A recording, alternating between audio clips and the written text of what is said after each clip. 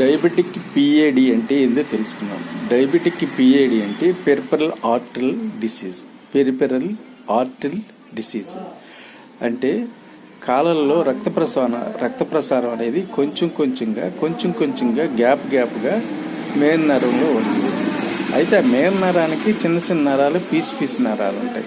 ఆ piece నరాలకి circulation అందినప్పుడు కాళ్ళు బండబారిపోవటం, కాళ్ళు నొప్పులు, కాళ్ళు సలపరంగా ఉండటం, కాళ్ళు తిమ్మిర్లు, మరి ఈ లక్షణాలన్నీ వస్తాయి. దాన్ని పిఏడి అంటారు.